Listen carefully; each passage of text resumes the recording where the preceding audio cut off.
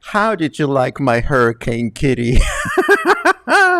We're gonna get a big blowjob this weekend, apparently. Good morning, everyone. Welcome back to Coffee and Headlines. This is it. It is Saturday, the 22nd of October, and as suspected, we are ending hurricane season with a bang. Hurricane has intensified, and it's going to be interesting. We'll get into that in a second, and we'll get into everything we have in a second. But first, as always, welcome back to Coffee and Headlines. This is our morning get-together where we take a look at news from our city, state, and country, news that we can put to good use as we try to connect here in Puerto Vallarta as a community of English-speaking locals. It is a pleasure to get together with you today, and as always, we wish to welcome those of you that are watching live for the first time. For us to be able to do that, all you have to do is to write the word new in your comment, and we'll be so happy to give you a proper welcome. If you have something truly important to add to the mix, just add a capital letter Q at the beginning of your comment so that we can address it in the second half of the broadcast. Let's get started because we have quite a few things to unpack today.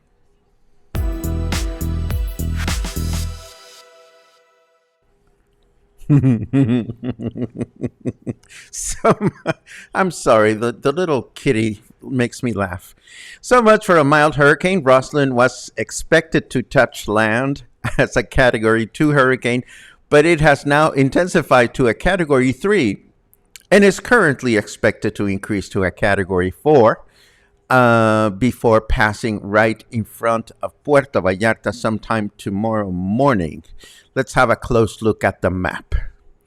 Let's see. Let me put the map in front of me so that I can follow this with you. Okay, here we go. So here is the windy map. As you can see, Roslyn is hanging out south of Puerto Vallarta right now. But if we look at the projected path of the storm, it will reach a Category 4 sometime later on this evening. And then we'll continue to head north, not striking Puerto Vallarta directly, as you can see from this image, but it will head north towards the coasts of Nayarit. Still, it is going to, oh, my bad. It is already a Category 4. Ouch. Ugh. Okay, so folks, it's going to get windy out there. It's going to get rainy. So if you are out and about, please make sure that you take your precautions.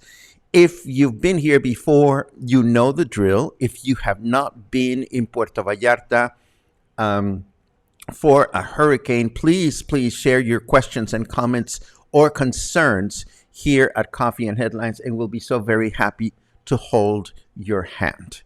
We also mentioned yesterday that all beach related activities are canceled as of today.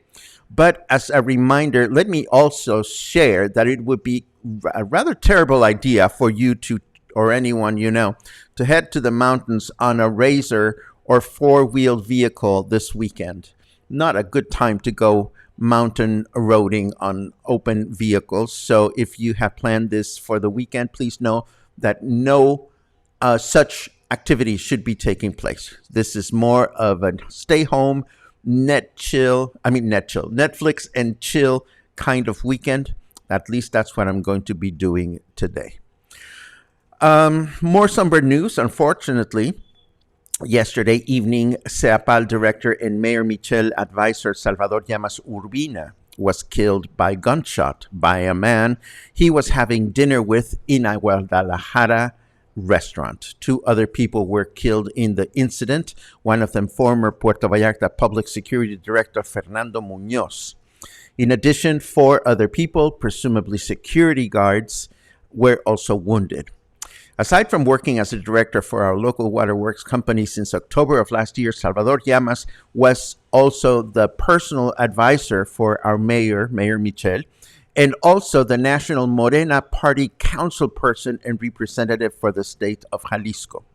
Early statements by the state's attorney's office seem to indicate that the murder was politically motivated and that organized crime was involved. Now, we don't usually do these kinds of stories here at Coffee and Headlines, but this one is too big to miss or to not acknowledge, and we will continue to follow it as more details are made available by local authorities. Maritime Terminal authorities once again met with local fishermen to reach common ground over the new maritime terminal and commercial development proposed in the area known as Los Peines, just north of the Maritime Terminal, where fishermen have been working for decades. Regretfully, those involved failed to see eye to eye, and yesterday was the deadline to apply for federal funds required to move forward with the project. So what will happen now? Will the project move forward or not? Will it move forward with the approval of the fishermen or not? Who knows? But this is another story that we will continue to keep track on moving forward. Now, let's see what snarky weather has to say about all this weather commotion.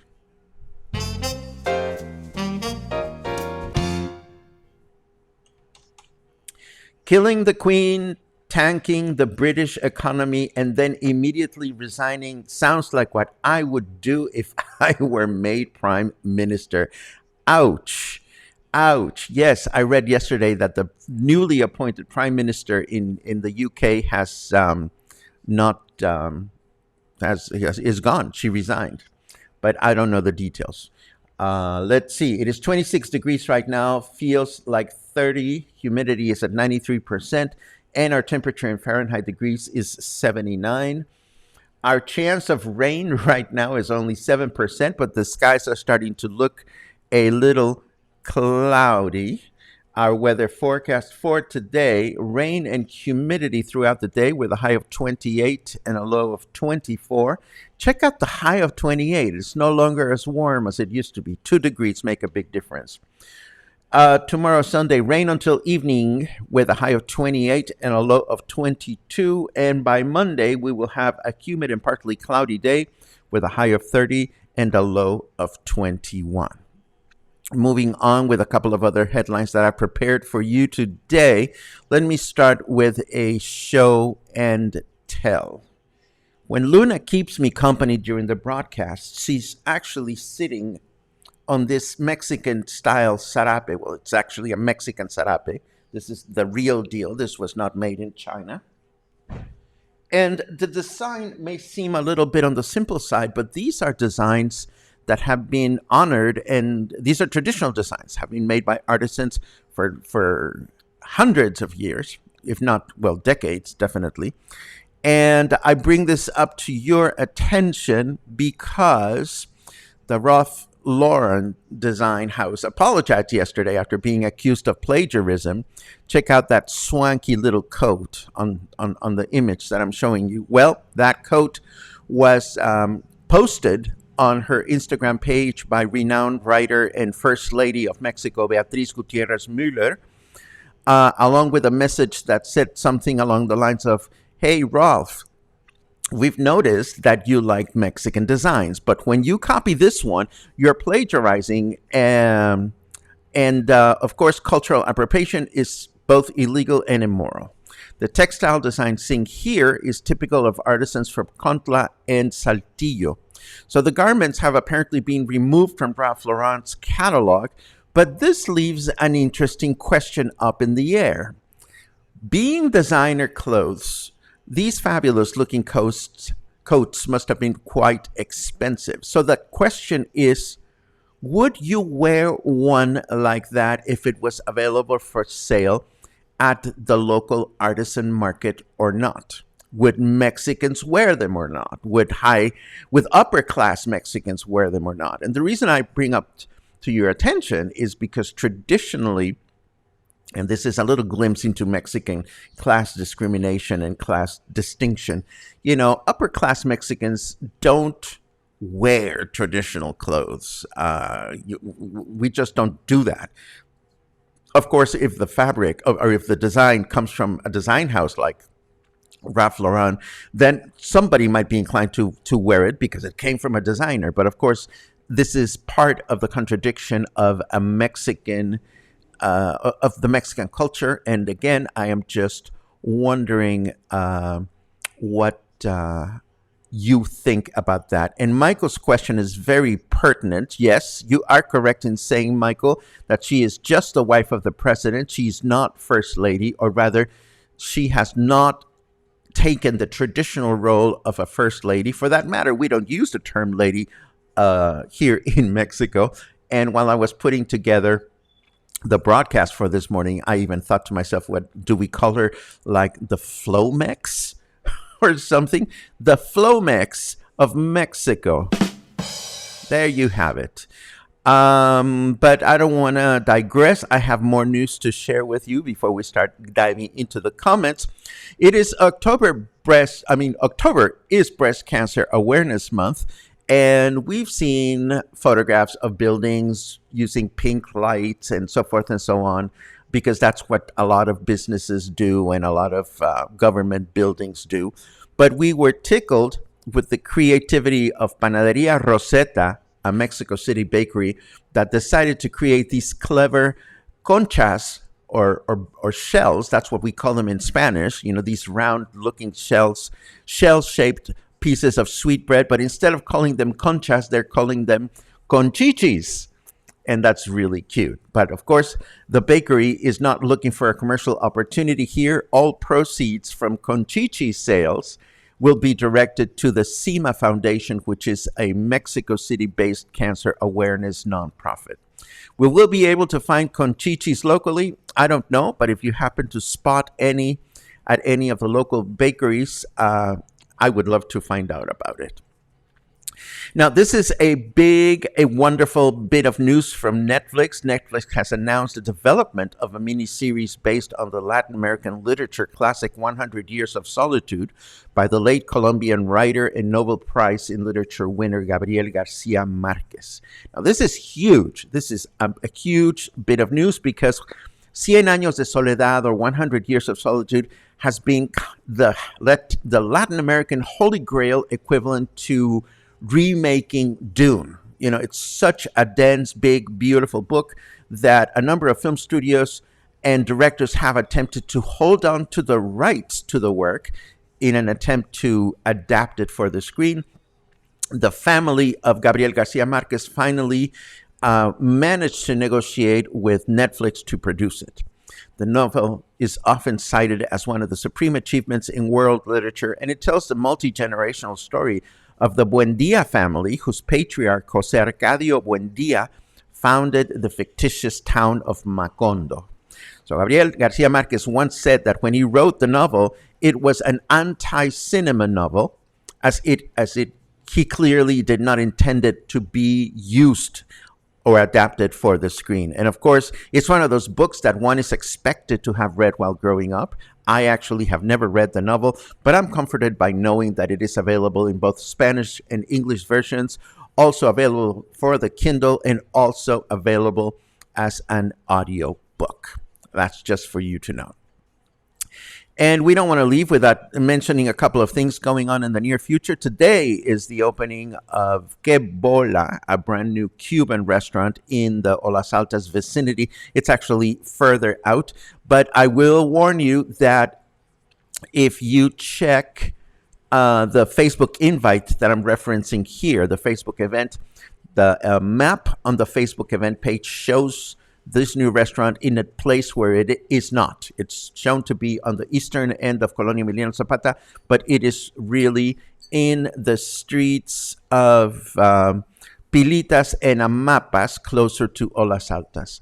And of course, as long as we're having things to look forward to, I just want to show you as well that the Marina Vallarta market is coming back this coming week.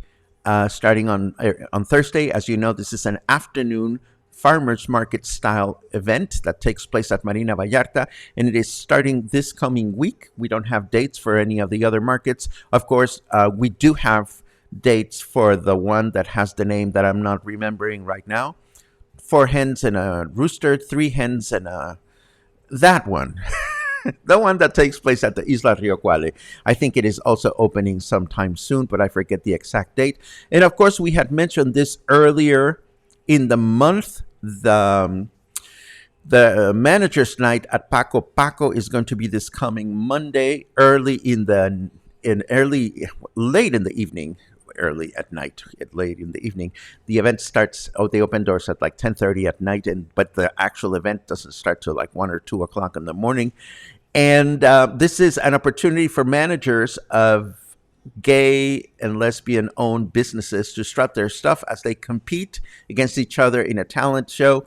And all proceeds are going to the local Capacites, which is the Ambulatory Center for Prevention of AIDS and Sexually Transmitted Diseases. And it is one of those events that you don't ever hear about, but it is a lot of fun. You have to stay up very, very late to enjoy it, and you're probably going to be a mess the following day because, it goes until like 3 or 4 o'clock in the morning. It's crazy. But it is one of those things that happens twice a year here in Puerto Vallarta, and it doesn't hurt to go and check it out at least once. And this is what we have for today. Let me very quickly take a look at your comments. I'm still tickled by the flying kitty. I'm sorry, but I just thought it was funny. Hurricanes are not a funny affair, but, we have to keep things light-minded and spirited here. Let's see what we have. Karen says, Luna, is that you? Hang on, baby. Well, it's not Luna. Luna's going to be safe and sound through the whole ordeal, but I do worry about folks. Let's see. Oh, hold on. There you go. Good morning, Cluster from Versalles. It was great to get together with my dear pals, Michal and Barry last night. We got together for a welcome dinner at Whiskey Kitchen Versalles, which has changed their decor. Whiskey Kitchen now features a bunch of tables, tall tables, and it creates for more people to be able to sit comfortably.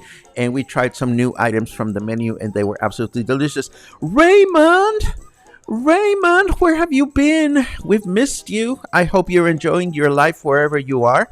You are in Riverside, California. Come back soon so that we can see you and hug you. Let's see, more and more good mornings. Sheila made it to Puerto Vallarta safe and sound. Good for you. Raymond, you have some competition. As Chris says, your pre-video could have turned out a catastrophic for the kitty. Nice pun. I love it. And yes, I did say blowjob, Linda. And yes, maybe that's a little bit of wishful thinking. Hang in there, you all locals. Thank you very much for that, Spencer. You can be sure, Libby, that Roslyn will be gone by Tuesday. So it's a good thing that you're not flying through the weekend. Hmm. I do hope we do not get the big storm. Well, usually because of the way the winds blow during these events. Let's take a quick look at the map again, unless I put it away. This is important. If you notice, the wind is going, let me get my pointer on the screen.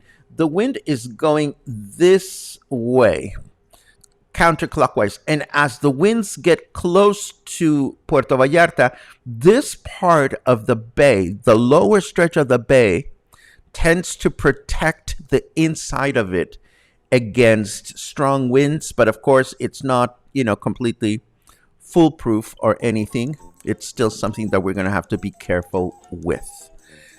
Um, excuse me. Question. We will be in Puerto Vallarta in 1 week and we'll be there for Day of the Dead. Just wondering if you know where to go for that festive. Thank you in advance. Mike Hill. Hello. We have been announcing Day of the Dead events as we find out about them. There's going to be a ton of things. A couple of broadcasts ago, we showed the complete series of events programmed by the city. So I recommend you take a look at the show notes from, I believe it was either yesterday or the day before. And between now and Day of the Dead, we will continue to make announcements of whatever we find. Will we come up with a big, comprehensive, all tourist-friendly list?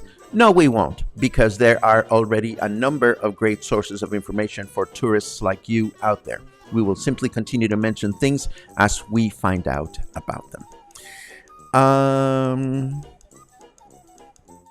Let's see. Buckle up, kittens. It's going to be a bumpy ride. Yes, it is.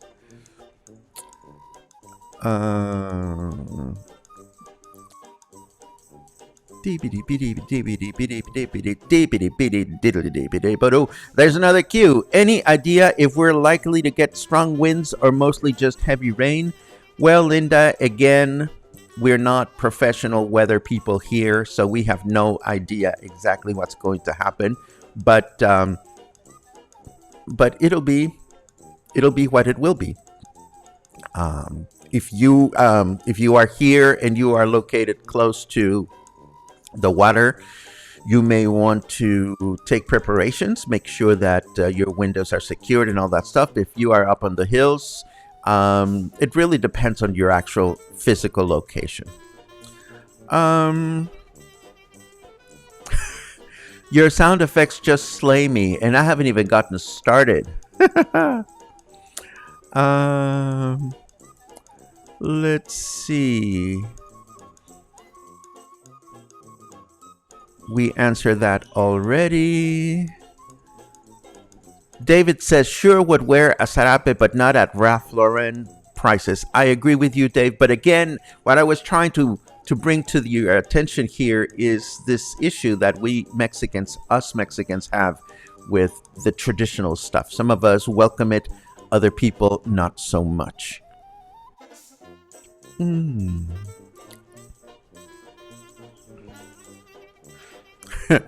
Oh, I certainly don't take issue with that, Michael. I don't know if this apology was directed to me. It is one of those things in which, for political reasons and for convictions, she has chosen not to take a public figure or to embrace public activities. But she, like many artists, she is a very strong opinion woman, and she's never hesitant to speak her opinion when it has anything to do with protecting Mexico's national treasures. Question, how is flights coming in on Sunday? Do you think I'll be able to land? Kenneth, I have no idea. I'm not the airport. And I'm not being catty or anything. Chances are that the airport will close. They usually close for flights arriving. So if you have a flight scheduled for tomorrow, I would be calling your airline on a regular basis and checking local news on a regular basis. And I'm sorry, I cannot be more specific, but that's just the way it is. Ba-dum-bing-bum-bing. Yes, Angelica is correct. It is the Laberinto de la Soledad, or 100 Years of Solitude, is a classic in university, and it'll be a wonderful thing to read, at least for me. So excited about the opening of Que Bola. Went there with my parents last year when he had just a little puesto in the Emiliano Zapata. Oh, that's the one. Okay. Yes, I remember Logan told me about this. This used to be just a little stand at the Emiliano Zapata Market, and it's good to see that they're growing into an actual full-fledged restaurant.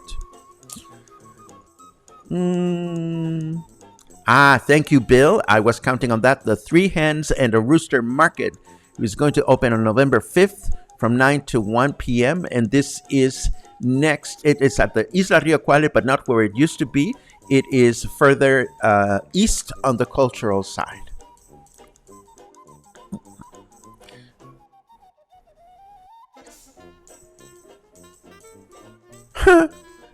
Your background music always reminds me of The Price is Right. I love it.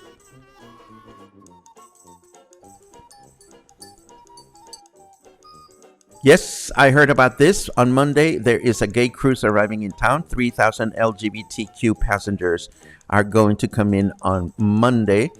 Let us hope that the cruise is not detoured or something, because the cruise ship is coming down. The hurricane is heading north. Again, we do not know what's going to happen there. And this, my friends, brings us to the end of your comments, and therefore to the end of Coffee and Headlines, and the end of another week. So, you know what to do. Stay kind, stay safe this weekend. Run to Oxo, run to Costco, run to La Comer, get your food, get your wine, make sure that your Netflix is all paid, or your HBO, or whatever floats your boat. If there are important news that are made available that are hurricane related or time sensitive between now and Monday, we will be posting them on the Facebook page. Otherwise, we'll see you on the other side of the storm on Monday morning. Take good care of yourselves out there, and I'll see you soon.